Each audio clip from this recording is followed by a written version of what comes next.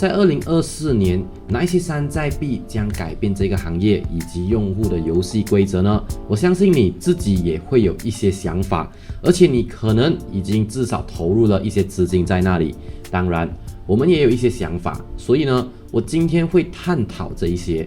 具体来说，我正在关注3个正在兴起的热门加密货币，以及我对2024年山寨币的一些看法。今天呢，我有一个超级棒的消息要告诉大家，如果你们一直在考虑跳进加密货币的世界，现在是一个绝佳的时机。为什么呢？因为 Bybit 给我们提供了一个不能错过的空投活动。只要你通过我的专属链接注册 Bybit， 并且账户里入金至少100 USDT，Bybit 会立刻给你空投100 USDT 在你的合约账户里。是的，你没有听错，就是这么慷慨，操作超级简单。点击我提供的专属链接，快速注册，在你的 Bybit 账户里存入至少100 USDT 之后就完成了。你的账户里就会多出100 USDT 的合约空投。记得这个活动只是持续到2024年1月31日，所以不要犹豫太久。这是一个超级好的机会，让你在加密货币世界里起个好头。这不仅是一个试试 Bybit 的好机会，也是一个加入充满活力的加密社区的好时机。朋友们，我在 Bybit 等你。首先，让我们来看看模块化技术。这个概念呢，在加密货币领域将继续增长，并变得非常重要。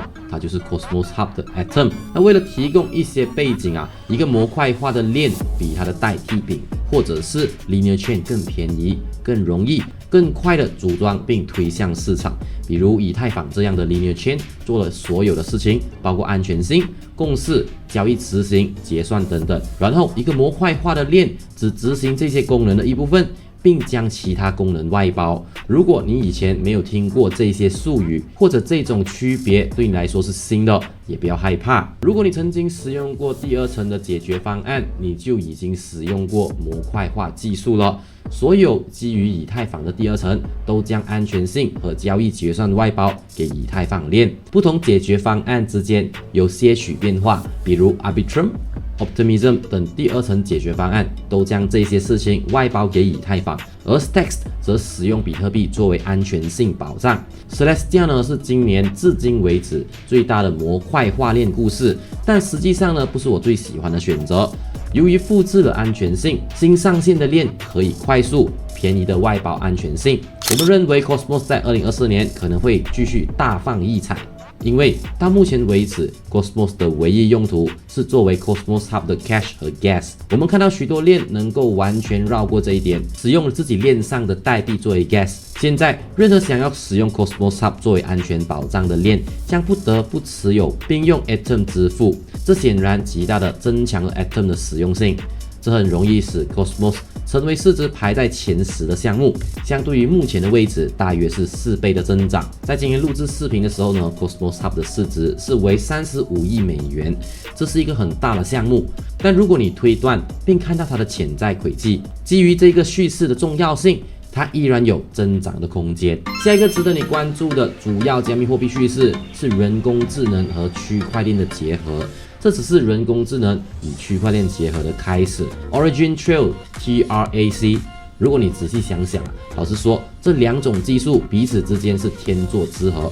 人工智能可以自动完成任务，无需任何人类参与，然后通过智能合约，加密货币也可以在没有人类参与的情况下支付给 AI 代理，这代表了接近完美的协同作用。我们从2023年春季甚至更早就开始讨论这种协议的作用，这对我们来说似乎很明显，但市场还没有跟上这种思维，至少我们来看是这样的。但这对你来说呢是好事，如果你也有这种看法，我们实际上呢就是早期的投资人，正如我们之前所提到 Andreessen Horowitz， 他们也看到了这一点，也正在投资这方面的项目。我想呢，在这里提醒你，你可以随时访问 CoinGecko.com， 根据你的选择的类别进行自定义的排序。你在这里可以看到的是人工智能，然后你可以根据价格或者是交易量、市值等等进行排序。我们在这里看到的是基于市值的主要 AI 加密货币项目，这些项目的市值从几十万美元到占据市场主导地位的大型玩家，市值接近15亿美元。就 AI 而言，我们普遍喜欢这里排名前10的大多项目，我们认为他们中的大多数都会赚钱。但我认为有更高的上升空间，并且能够进入前10的项目就是 Origin Tail 了。那它从去年呢到现在上涨了133%啊，但从它的历史最高点2.2块开始算起的话呢，也是下跌了大约有60到70%的。那目前它的价格是为0.57美元，那恢复到它之前的历史最高点啊，大约是4倍的回报。那我们呢还很喜欢 Origin Tail 如何使用 AI。因为它用它来对抗市场上的错误信息，特别是品牌可以使用它验证的网络知识，确保人们对自己的品牌说实话。这个特定的 AI 趋势将变得越来越重要，它已经非常重要，但这种情况呢只会继续存在，因为我们知道，不幸的是，人们可以使用 AI 和深度伪造技术来操控公众的舆论，操控信息，导致人们不知道什么是真实的。什么是虚假的，或者至少这变得越来越难以分辨。但 Origin Tail 呢，将在这一场战斗的前线，这将是一个各种社会领域都非常重要的战斗。好的，最后一个项目呢，就是 Snarks。Snarks 到底是什么呢？简单的来说，它们就是一种使用零知识证明来提高安全性的方式，特别是第2层解决方案，尤其是 Layer 2 Rollup 使用 Snarks， 但第1层也是可以使用它们的，特别是在物联网 IoT 和其他应用程序领域，使用 Snarks 实际上可以减少计算能力的要求。Polygon 通过 Zero 和 Hermes 项目也使用 ZK Snarks。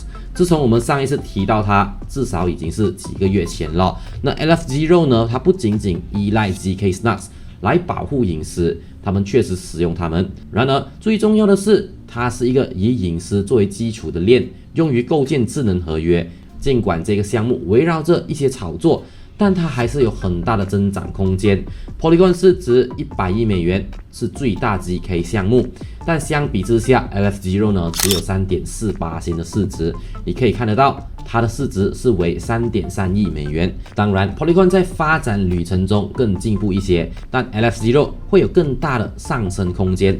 好消息是 Polygon 将会继续增长，所以也会带动 LF0。因此呢，如果你愿意将 Polygon 视为这个领域的领头项目，它将像潮水一样提升所有的船只。LF0 的潜力现在远高于作为投资的 Matic。对于 LF0 来说，要增长到 Polygon 的目前的水平，将会超过20倍，这是很有可能发生的。在市场继续增长和对零知识技术的要求也持续增加的情况下，这是非常有可能的。当然，团队的良好执行也是关键，这将使 LF0 有机会成为一个有价值数10亿的美元项目。